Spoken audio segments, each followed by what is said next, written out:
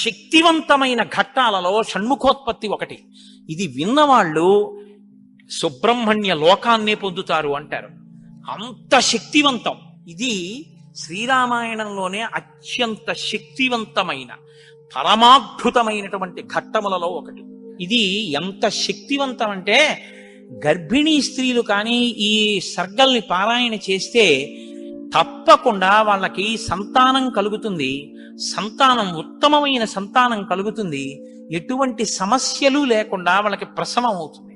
గంగానది ఆవిర్భావం గురించి చెప్తూ అత్యద్భుతమైనటువంటి ఘట్టాన్ని ఒకదాన్ని ఇప్పుడు రామచంద్రమూర్తితో విశ్వామిత్ర మహర్షి చెప్తున్నారు.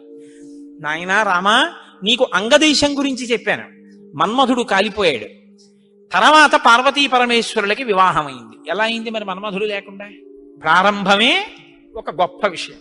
అందరి మీద బాణాలు వెయ్యాలి అంటే చేతిలో చెరుకు విల్లు 5 పుష్ప బాణాలు పట్టుకుని బాణాలు వేసేటటువంటి మన్మధుడు నేను బాణాలు వేసి అందరిలోనూ కామ ప్రచోదనం చెయ్యగలనన్న అహంకారంతో అదే పుష్ప బాణాల్ని తీసుకెళ్లి పరమశివుడి మీద కూడా వేసి ఆయన మనసు కదిపి పార్వతీదేవి యందు అనురక్తుడయ్యేటట్టు చెయ్యగలననేటటువంటి అహంకార బుద్ధితో ఒక్క బాణాన్ని తీసి ప్రయోగించడానికి సిద్ధపడేటప్పటికే బహిర్ముఖుడైనటువంటి పరమశివుడు కనుతెరిచి చూసి తన మీదే బాణ ప్రయోగానికి సిద్ధపడుతున్న మన్మధుడి మీద ఆగ్రహం చెంది 3వ కన్ను తెరిస్తే భస్మ రాశి అయి మన్మధుడు కింద పడిపోయాడు.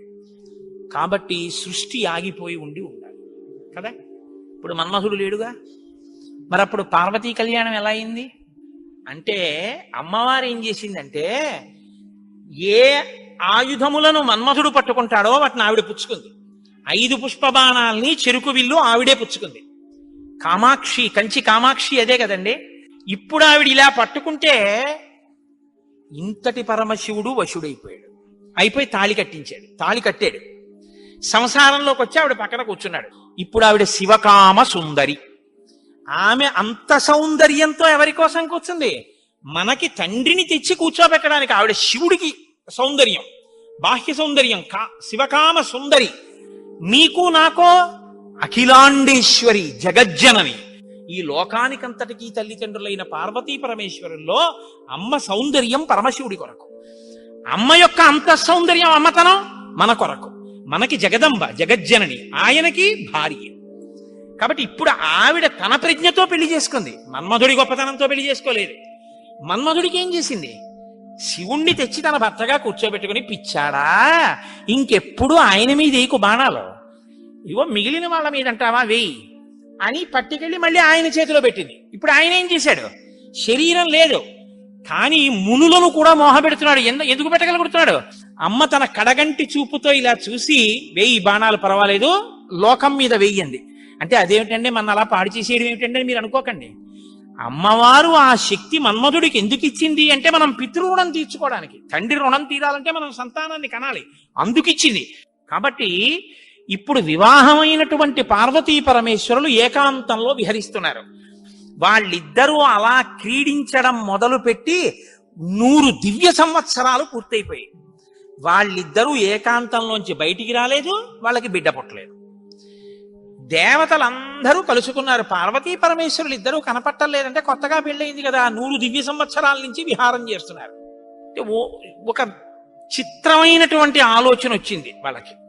ఒరే, అసలు పార్వతీదేవి శక్తి స్వరూపిణి, పరమశివుడు తేజపుంజం మహానుభావుడు. ఇప్పుడు వాళ్ళిద్దరి యొక్క శుక్రశోణితములు కలిస్తే, తేజస్సులు కలిస్తే, ఈ లోకంలోకి ఒక కొత్త ప్రాణి వస్తే అసలు అటువంటి భూతమును అంటే అటువంటి ప్రాణిని మనం చూడడం కుదురుతుందా? అది ఎంత తేజోవంతంగా ఉంటుంది? ఎవరు వహిస్తారు ఆ భూతాన్ని? ఎవరు చూడగలరు ఆ ప్రాణిని? కాబట్టి మనం పరమశివుణ్ణి వెళ్ళి అడుగుదాం, మీరు రతిక్రీడ విరమించి బిడ్డల్ని కనద్దు అని అడుగుదాం. అయితే మీరు నన్ను మాట అడగచ్చు, ఏమండి బుద్ధి ఉందా అసలు ఈ మాట? వాళ్ళు అన్నారనుకోండి, మీరు ఎలా చెప్పారండి అని అడుగుతారు నన్ను. అసలు దేవతలకు ఎందుకండి ఈ వ్యవహారం? వాళ్ళు అలా ఎందుకు అనాలి? అలా అంటే మాత్రం దాన్ని మేము ఎలా అంగీకరించగలం ఈ విషయాన్ని? మీరు కంగారు పడిపోకుండా ఉండండి, నేను తర్వాత చెప్తాను ఎందుకు వస్తుందో. కాబట్టి ఇప్పుడు వాళ్ళందరూ కలిసి ఓ సమావేశం పెట్టుకున్నారు. నిజమే అంటే నిజమే. అందరూ కలిసి కైలాసానికి వెళ్ళారు. బయట నించుని పెద్ద కేకేశారు. ఏమని? ఓ దేవదేవ మహాదేవ, లోకమునకంతటికి రక్షించవలసిన వాడా అని కేకేశారు. వీళ్ళకి ఏం ఉపద్రవం వచ్చిందో అని ఆయన బయటకు వచ్చారు. ఆయన్ని చూడగానే వీళ్ళందరూ నేల మీద పడి నమస్కారం చేశారు.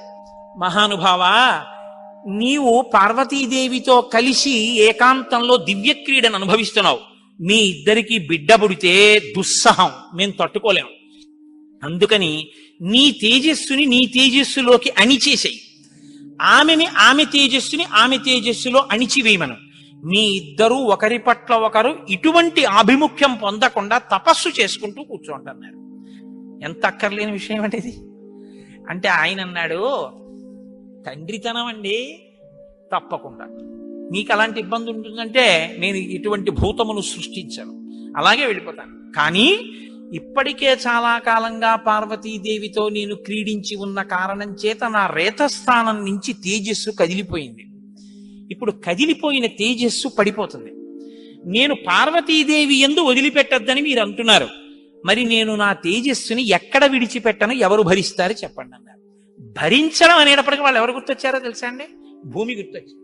అన్ని ఆవిడేగా భరిస్తుంది, పాపం ఆవిడే భరించాలి. అందుకని వాళ్ళందరూ కలిసి ముక్తకంఠంతో భూమిని చూపించారు. చూపించి ఈ భూమి భరిస్తుంది, దీని మీద వదిలేసేయండి. భూమి ఏమనాలి? అదేమిటయ్యా, ఆయన భార్య యందు ప్రవేశపెట్టబడవలసినటువంటి శివ తేజస్సు నా మీద ఎలా విడిచిపెడతాడు? నేనెలా స్వీకరిస్తాను? భూకాంత, ఆమె స్త్రీ, భూదేవి నాలోకి ఎలా ప్రవేశిస్తుంది? శివవీర్యం దోషం అవుతుంది కదా, నేను పుచ్చుకోననాలి. ఆవిడ సంతోషించి, శివవీర్యం నాలో ప్రవేశించడం అంటే అదృష్టం కదా అనుకుని తప్పకుండా పుచ్చుకుంటానని అనేటప్పటికీ పరమశివుడు ఏం చేశారంటే ఆయన తేజస్సుని భూమి మీద వదిలిపెట్టేశాడు. అది ఉత్తర క్షణం భూమి అంతటా పాకేసింది. పాకేసి పర్వతాల్లో, నదుల్లో, సముద్రాల్లో, చెట్లలో పరివ్యాప్తమైతే ఆ తేజస్సు యొక్క స్థితిని భూమి తట్టుకోలేకపోయింది. తట్టుకోలేక పెద్ద పెద్ద కేకలేసింది ఆవిడ. నా ఒళ్ళు మండిపోతోంది, దగ్ధమైపోతోంది నా శరీరం అంతా, శివవీర్యాన్ని నేను భరించలేకపోతున్నాను, దాని శక్తి నేను తట్టుకోలేకపోతున్నాను, కాబట్టి నేను విడిచిపెట్టేస్తాను, నాలోకి వచ్చిన వీర్యాన్ని దేనిలోకి విడిచిపెట్టను అని అడిగింది ఆవిడ. ఇప్పుడు దేవతలందరూ ఒకరి మొహాల్లో ఒకళ్ళు చూసుకుని అన్నారు, ఒళ్ళు మండిపోతోంది తట్టుకోలేనన్నావు కాబట్టి ఎవడు మండిస్తాడో వాడిలో వదిలేయన్నారు. అంటే అగ్నిహోత్రుల్లో వదిలేయమన్నారు. అంటే ఇప్పుడు ఆవిడేం చేసింది? తనలో పడినటువంటి శివవీర్యాన్ని అగ్నిహోత్రుల్లోకి వదిలిపెట్టేసింది. ఇదంతా రెప్పపాటు కాలంలో జరిగిపోయింది. పెద్ద పెద్ద అరుపులు, కేకలు, ప్రార్థనలు, హడావిడి. బయటికి వెళ్ళిన శివుడు లోపలికి రాలేదు. అమ్మవారికి అనుమానం వచ్చింది, ఏం జరిగింది అని. పార్వతీదేవి బయటికి వచ్చింది. బయటికి వచ్చి ఏం జరిగిందని అడిగింది. మేమందరం ఇలా ప్రార్థన చేశామమ్మా, మీ ఆయన తేజస్సు భూమిలోకి విడిచిపెట్టాడు, భూమి తట్టుకోలేక అగ్నిలోకి విడిచిపెట్టింది అని. మీ ఇద్దరికీ సంతానం కలగకుండా తపస్సు చేసుకోమని కోరిక కోరామమ్మా అన్నారు. ఆవిడంది, ఏ ఆడదైనా అమ్మ కావద్దంటే ఒప్పుకుంటుందండి? ఎర్రబడిన కళ్ళతో అమ్మవారంది, అక్కరలేని విషయంలో జోక్యం చేసుకున్నారు. మీరు చెప్పకూడని మాట చెప్పారు. నన్ను తల్లిని కావద్దు అని శాసించారు. నాకు బిడ్డలు పుట్టకూడదు అని వరం అడిగారు. నాయందు ప్రవేశపెట్టబడవలసినటువంటి శివవీర్యాన్ని భూకాంత యందు ప్రవేశపెట్టారు.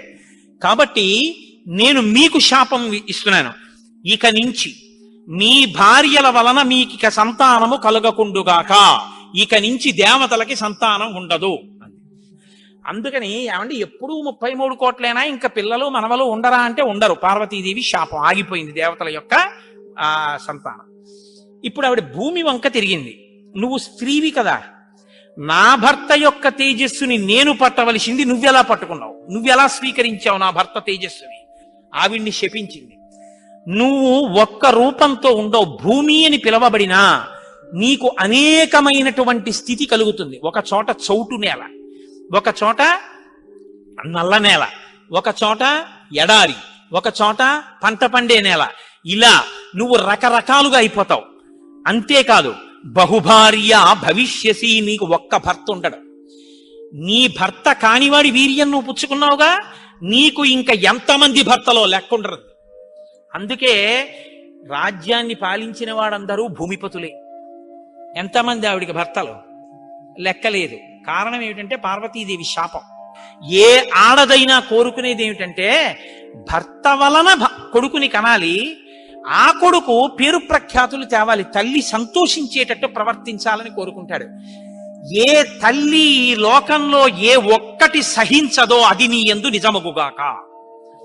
ఏ తల్లి అయినా ఏది సహించలేదు, ఎంత తప్పైనా సహిస్తుంది.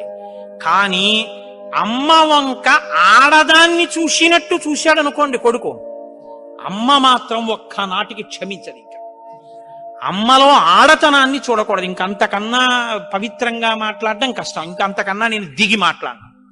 కాబట్టి అమ్మతనాన్నే చూడాలంటే కొడుకు. కానీ నీ విషయంలో ఏమవుతుందో తెలుసా, నీ కొడుకులందరూ నీకు భర్తలవుతారు. అందుకే భూమిపతి పతే, ఆయన తర్వాత ఆయన కొడుకు, ఆయన భూమిపతి. ఎంత దారుణం అండి అది. ఒక ఆయన పరిపాలిస్తున్నాడు, ఆయన భూమిపతి, ఆయనకి కొడుకు పుట్టాడు. ఇప్పుడు భూమికి ఆయన ఏమవ్వాలి? కొడుకు. ఆ భూమిపతి వెళ్ళిపోయాడు, ఇప్పుడు ఈయనేమవుతాడు? ఈయన భూమిపతే, తన కొడుకు తనకి భర్త. ఇంతకన్నా దారుణమేముంది? ఇది పార్వతీదేవి శాపం. నాకు బిడ్డలు కలగకుండా చేశారు కాబట్టి మీరు ఈ శాపం అనుభవించండి అని వాళ్ళు లోపలికి వెళ్ళిపోయారు.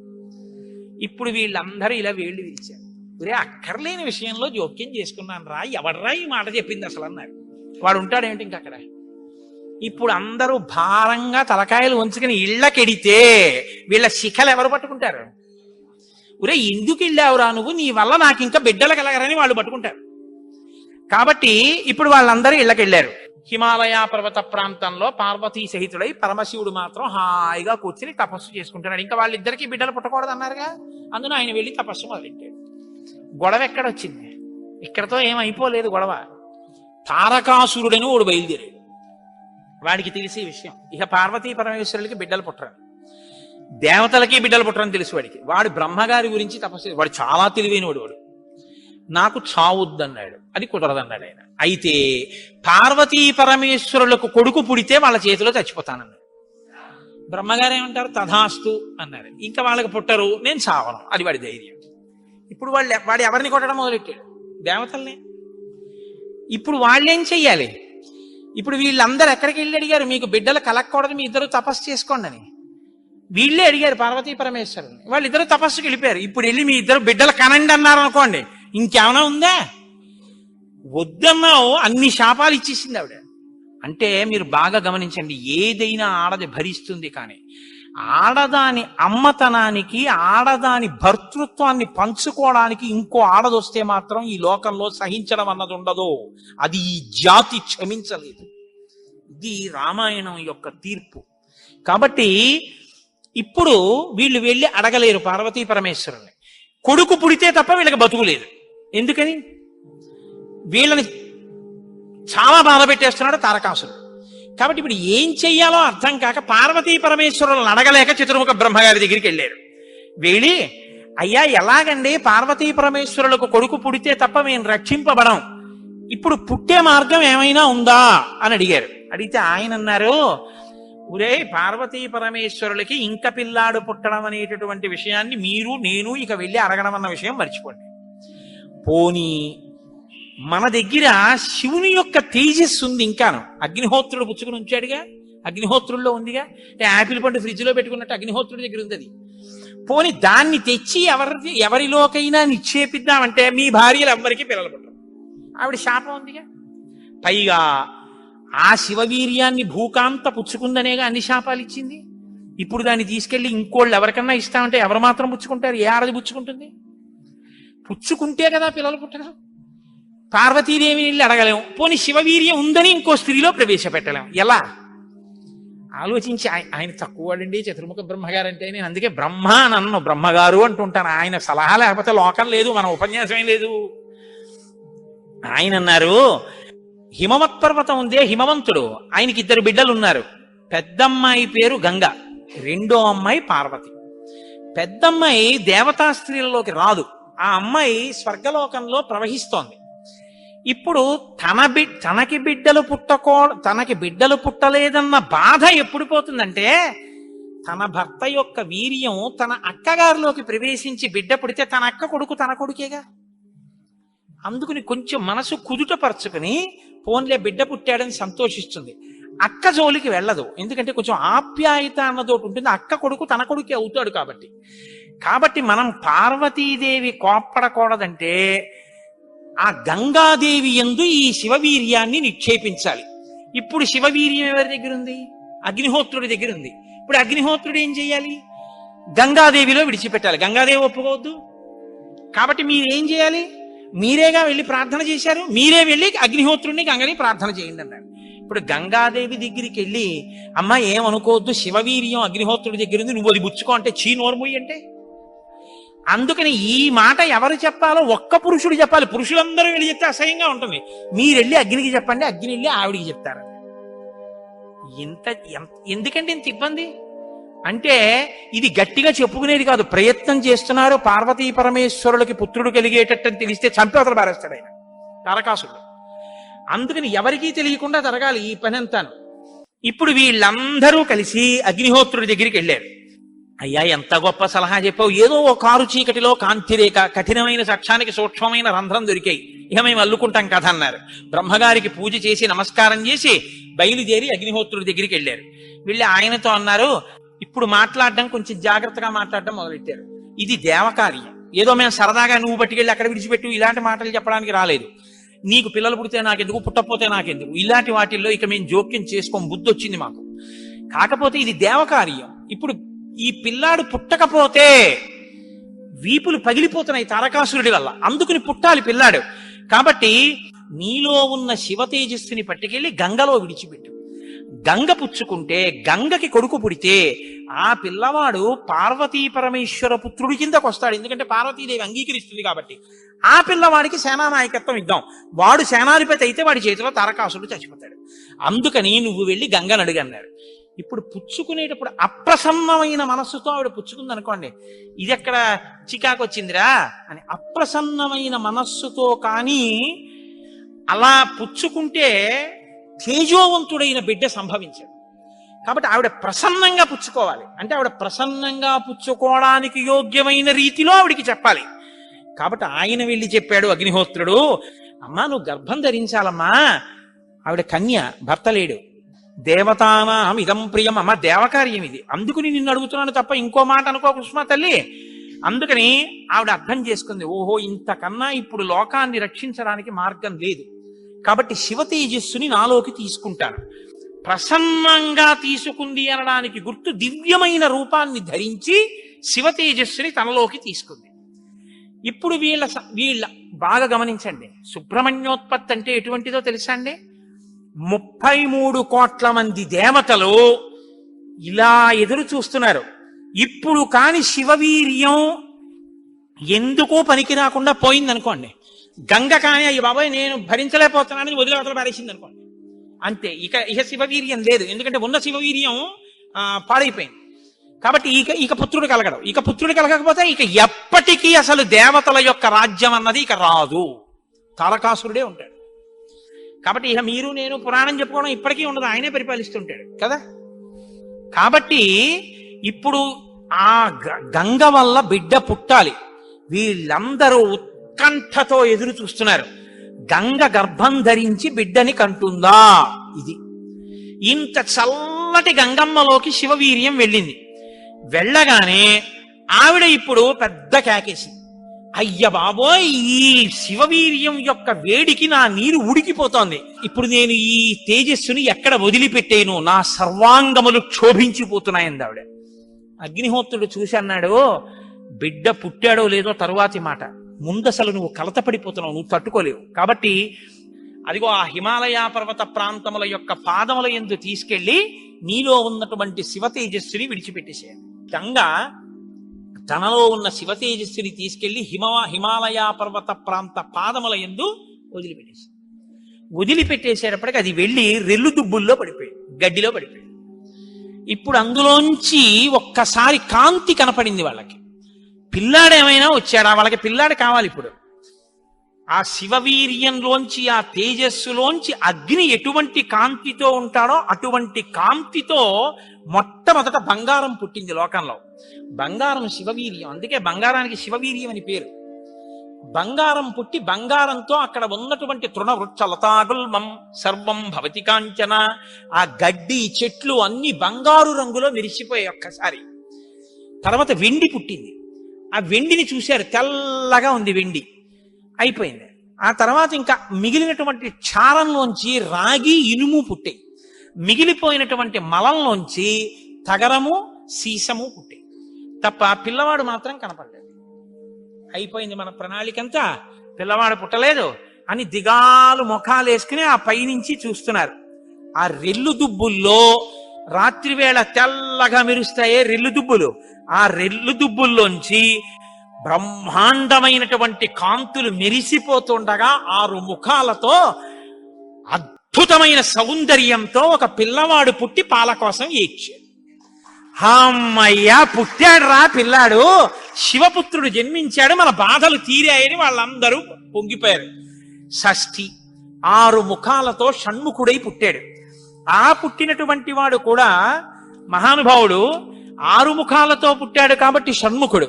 పుట్టిన పిల్లాడికి పాలివ్వాలి, ఆ కృత్తికల్ని పిలిచి మీరు పాలివ్వండి అన్నారు.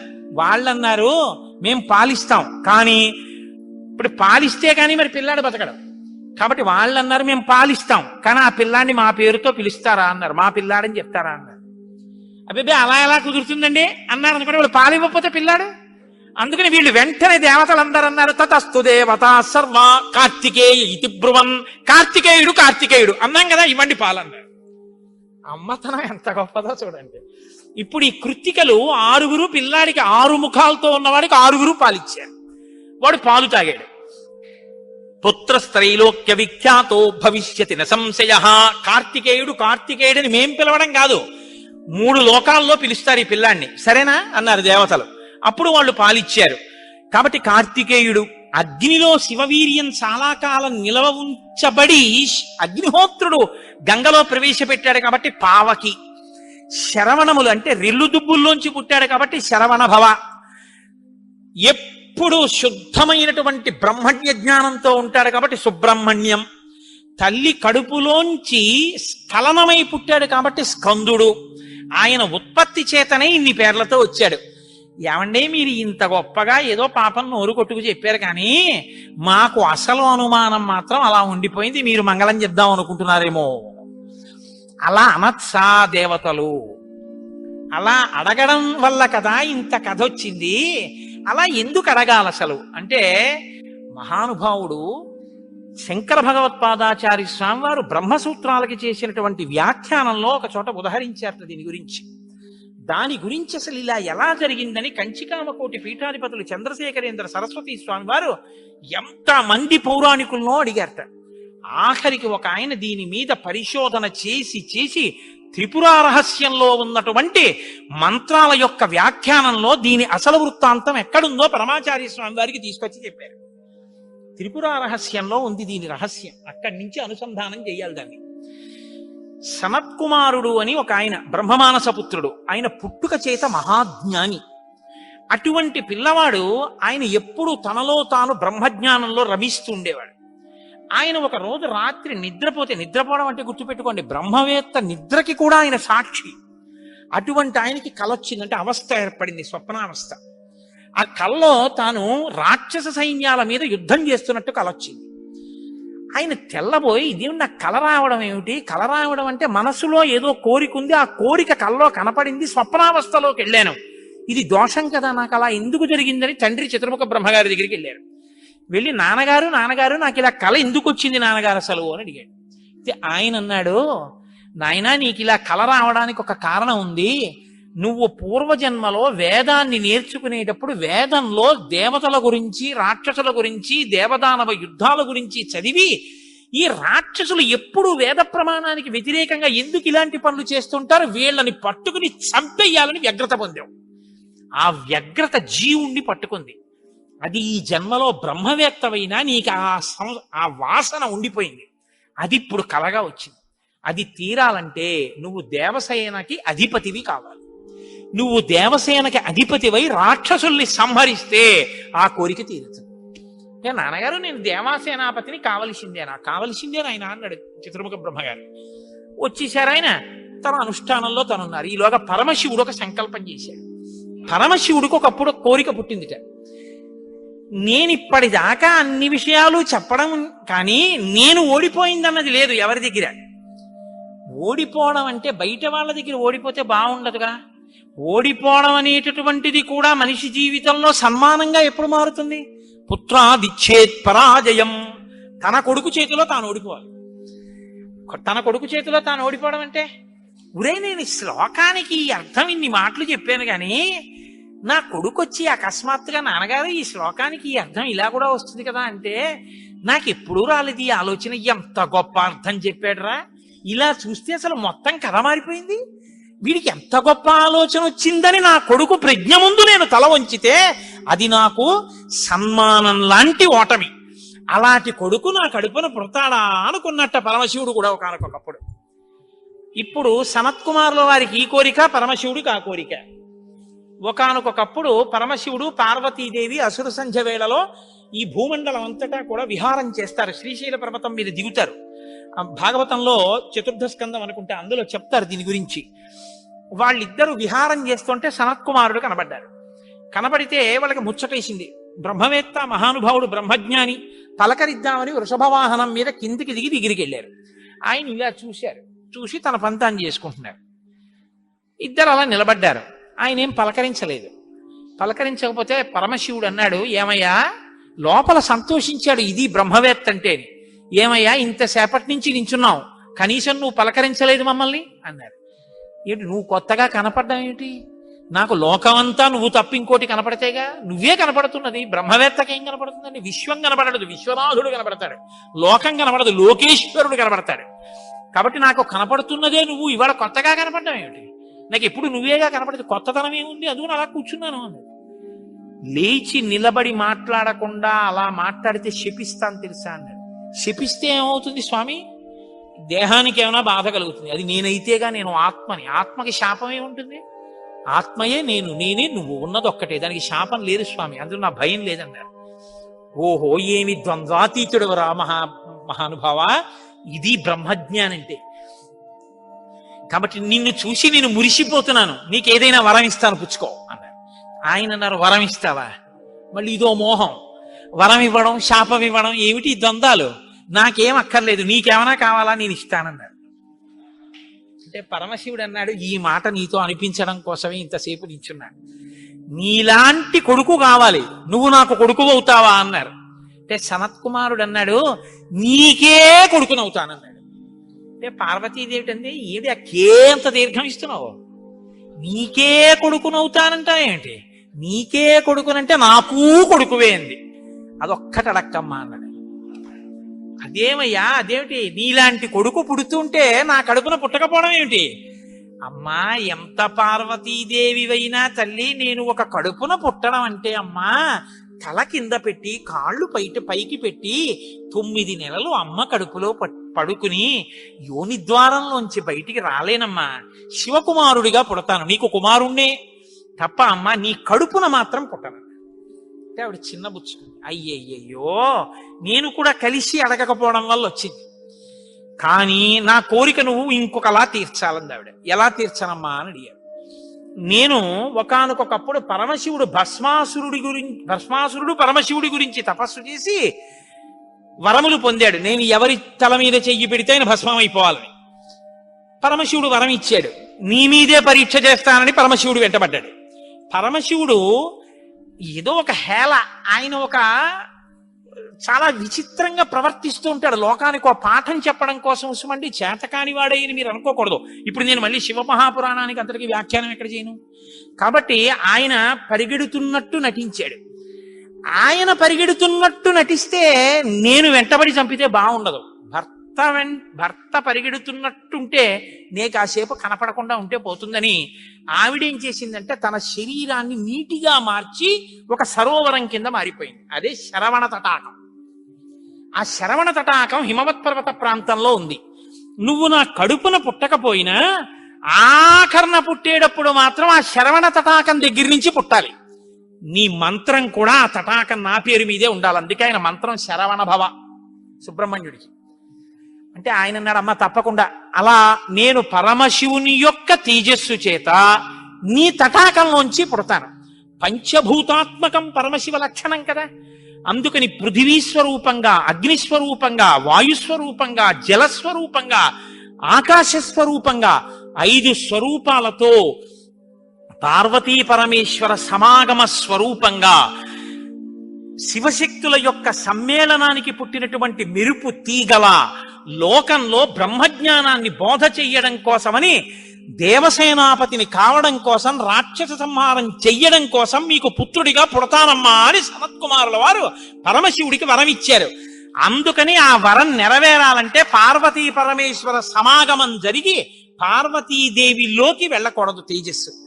దేవతల సంఖ్య కూడా అనంతంగా పెరిగిపోతే రేపొద్దున్న ఉపాసనలు కష్టం అవుతాయి. అందుకని నాటకీయ సన్నివేశం సృష్టింపబడాలంటే దేవతలు వెళ్ళి ప్రార్థన చేయాలి. ప్రార్థన చేసి శివ తేజస్సు భూమి మీద పడాలి. అది అగ్నిహోత్రంలోకి వెళ్ళాలి.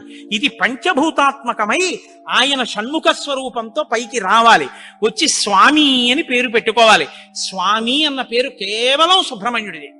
మనం వెంకటేశ్వర స్వామి అంటాం, మంచిదే, నేను తప్పని నేను అంటలేదు. కానీ ఒక్క స్వామి అంటే మాత్రం సుబ్రహ్మణ్యుడే. ఎక్కడెక్కడ సుబ్రహ్మణ్యుడి పేరు చెప్తామో, ఎక్కడెక్కడ తలుచుకుంటామో అక్కడక్కడ సంతానమునకు ఏ విధమైన ప్రమాదం రాదు. సుబ్రహ్మణ్యుడికి నమస్కారం చేస్తే కుజగ్రహ దోషం కూడా ఉపశమిస్తుంది. ఎక్కడెక్కడ షణ్ముఖుణ్ణి ఆరాధన చేస్తారో అక్కడ ఐశ్వర్యం పరిడవిల్లుతుంది. పక్కన ఉన్నటువంటి తమిళ దేశం, ద్రవిడ దేశంలో అంత ఐశ్వర్యం వచ్చింది, అన్ని పరిశ్రమలు వచ్చాయంటే కారణం ఏమిటో తెలుసా అండి? సుబ్రహ్మణ్యారాధన. వాళ్ళు విపరీతమైన సుబ్రహ్మణ్యారాధనం చేస్తారు. సుబ్రహ్మణ్య ఆరాధనం చేసినా, షణ్ముఖుడికి ప్రదక్షిణం చేసినా, ఆయనకి నమస్కారం చేసినా జ్ఞానము, ఐశ్వర్యము, సంతానమునకు క్షేమము, ఆయువు, ఆరోగ్యము అన్నీ కలుగుతాయి. అంత శక్తివంతమైనటువంటి సర్గ ఈ షణ్ముఖోత్పత్తి సర్గ. ఈ షణ్ముఖోత్పత్తి గురించి చెప్పిన తర్వాత, అందుకే షణ్ముఖుడికి ఉన్న గొప్పతనం ఏమిటో తెలుసా అండి? ఆయనకి ఒక గొప్ప విజయాన్ని సాధించాడు షణ్ముఖుడు ఒక్కడే. శైవ వైష్ణవాలు రెండూ కూడా వియ్యముందేట్టు చేశాడు. శ్రీవల్లి, దేవసేన ఇద్దరు శ్రీ మహావిష్ణువు యొక్క కుమార్తెలు. ఆయన మేనల్లుడు కదండి, మరి ఏదో పండగ సెలవులకు ఇంటికి వచ్చాడు. ఇంటికి వస్తే లక్ష్మీదేవి ఆయన్ని చూసి అందిట, మురుగన్ అంది. మురుగన్ అంటే మేనల్లుడు అని. మరుమగన్ అన్నట్టు విష్ణువు. మరుమగన్ అంటే చాలా అందగాడు అన్నట్టు. ఇద్దరు అలా అనుకోవడం ఎందుకో తెలుసా అండి? మన పిల్లలకు బాగుంటాడు. వల్లి, దేవసేన ఇద్దరిని ఇచ్చి సుబ్రహ్మణ్యేశ్వర స్వామి వారికి కళ్యాణం చేశాడు. వల్లి, దేవసేన ఇద్దరిని తనకి భార్యలుగా చేసుకున్నాడు కాబట్టి శైవ వైష్ణవాలు రెండు సుబ్రహ్మణ్యుడి వల్లే బియ్యం ఉంది. అంతటి మహానుభావుడు ఆయన. మహాజ్ఞాని, యుక్తకేశుడై గుండుతో గోచి పెట్టుకుని నిలబడి ఉంటాడు. అందుకే సుబ్రహ్మణ్య క్షేత్రాల్లో స్వామి వలయలో అలా నిలబడి ఉంటాడు. ఆయన ప్రణవానికి అర్థం చెప్తే పరమశివుడంతటి వాడు తెల్లబోయి, ఎంత గొప్పగా చెప్పావురా అన్నట్టు. నాన్నగారు అలా అంటే కుదరదు, ఇది ప్రణవ రహస్యోపదేశం కదా, మీరు కూడా మడి కట్టుకుని వచ్చి శిష్యుడిగా కూర్చోండి చెప్తానన్నట్టు. ఒరే ఎంత బాగా చెప్పావురా అని వచ్చి కూర్చుని విన్నట్ట. శివుడంతటి వాడు ఇంత బాగా చెప్పగలిగిన కొడుకు పుట్టాలని కదా కోరుకున్నాడు. ఆత్మాదిచ్చేత్ పుత్రాదిచ్చేత్ పరాజయం. తండ్రి గారికి ఆ కోరిక తీరిందటువంటి బ్రహ్మజ్ఞాని పుట్టాడు.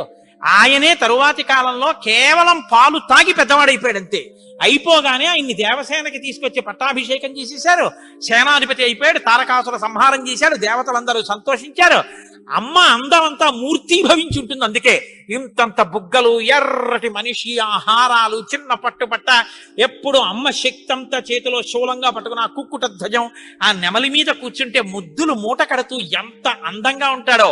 అందుకే సుబ్రహ్మణ్యేశ్వర స్వామి వారి యొక్క మూర్తి వంక అదే పనిగా చూసినా కూడా సత్సంతానం కలుగుతుంది. అంతటి మహానుభావుడు సుబ్రహ్మణ్యుడు. ప్రత్యేకించి ఏ కారణం చేతనైనా గర్భం నిలవక బాధపడుతున్న వాళ్ళు, గర్భిణి అయినప్పటికీ కడుపున ఎటువంటి బిడ్డలు పుడతారో తెలియని వాళ్ళు, వాళ్ళ ఆయుర్దాయం బాగుండాలనుకున్న వాళ్ళు, సంతానం క్షేమంగా వృద్ధిలోకి రావాలనుకున్న వాళ్ళు రామాయణాంతర్గతమైన షణ్ముఖోత్పత్తిని విని తీరాలి. ఇది చెప్పడం కోసమే వాల్మీకి మహర్షి ఫలశ్రుతి చెప్తూ ఓ మాట చెప్పారు. ఎవరు ఈ షణ్ముఖోత్పత్తిని శ్రీరామాయణంలో వింటున్నారో వాళ్ళకి ఎటువంటి చిక్కులు ఉన్నా అన్ని చిక్కులు విడిపోయి అపారమైనటువంటి ధన సమృద్ధి కలుగుతుంది. 2, విశేషమైనటువంటి పుణ్యము స్కందోత్పత్తిని విన్నంత మాత్రం చేత కలుగుతుంది. ఇక్కడే ఆయన కుమార సంభవశ్చైవ అన్న మాట వాడారు. పార్వతీ పరమేశ్వరుల యొక్క కుమారుడు కనుక ఆయనకొక్కడికే కుమారః అన్న నామం. ఎవరు భక్తి శ్రద్ధలతో రామాయణాంతర్గతమైనటువంటి ఈ షణ్ముఖోత్పత్తిని చేతులు కైమోడ్చి సుబ్రహ్మణ్యుడికి నమస్కరించి వింటున్నారో అటువంటి వారందరికీ కూడా ఆయుష్మాన్, వాళ్ళకి ఏదైనా అపమృత్యు దోషం జాతకంలో ఉంటే ఆ దోషము ఉపశమించి ఆయుర్దాయం కలుగుతుంది. వాళ్ళ కొడుకులు మనవలు అందరూ క్షేమంగా ఉంటారు. ఏవైనా దుర్గుణములు అలవడవలసినవి ఉంటే అవి పోయి వాళ్ళు వృద్ధిలోకి వచ్చి వంశానికి గొప్ప కీర్తి తీసుకొస్తారు. ఆయుష్మాన్ పుత్ర పౌత్రైశ్చ, ఎవరు రామాయణం సంపూర్ణ రామాయణం చెప్పించుకుని వినేటప్పుడు పరమ భక్తితో దేవాలయ ప్రాంగణంలోనో ఎక్కడో కూర్చుని ఈ స్కందోత్పత్తిని నమస్కారం చేస్తూ విన్నారో వాళ్ళు శరీరం పడిపోయిన తరువాత సుబ్రహ్మణ్య లోకాన్ని పొందుతారు అని వాల్మీకి మహర్షి సత్యం తప్ప ఆయన నోటి వెంట రాదని బ్రహ్మగారి వరం. ఆయన ఎప్పుడూ ఫలశ్రుతి చెప్పరు, ఇక్కడ చెప్పారు. అంత గొప్పది షణ్ముఖోత్పత్తి. దీనివల్ల ఉపయోగం పొందిన వాళ్ళు కన్నుల నీరు పెట్టుకుని సంతోషంతో చెప్తారు యథార్థం నిజమేనని. మీకు నేను ఒక రహస్యం చెప్తాను, నేను ఆశ్చర్యపోయాను. తూర్పుగోదావరి జిల్లాలో మల్లవరం అని ఒక క్షేత్రం ఉంది. అక్కడ సుబ్రహ్మణ్యుడు, ప్రత్యక్ష సుబ్రహ్మణ్యుడు, ఇంతలా పాము కోనేటిలో స్నానం చేసి శివలింగాన్ని చుట్టుకుని ఉంటుంది. అది పిల్లలు పుట్టని వాళ్ళు వెళ్ళి నమస్కారం చేస్తే పిల్లలు పుట్టారు. డాక్టర్లు పిల్లలు పుట్టరని సర్టిఫై చేసిన వాళ్ళకి పుట్టారు. ముఖ్యమంత్రులు కూడా వెళ్ళారు పీఠాధిపతులు అక్కడికి. ఆ పాము కారణాంతరాల చేత శివలింగానికే తల కొట్టుకుని శరీరం వదిలితే ఇప్పుడు అలాగే ప్రతిష్ఠ చేశారు. అక్కడ నేను ఆశ్చర్యపోయింది ఏంటంటే, నాకు ఆ దేవస్థానం ధర్మకర్త ఒక ఆయన వచ్చి ఒకసారి ఓ మాట చెప్పారు.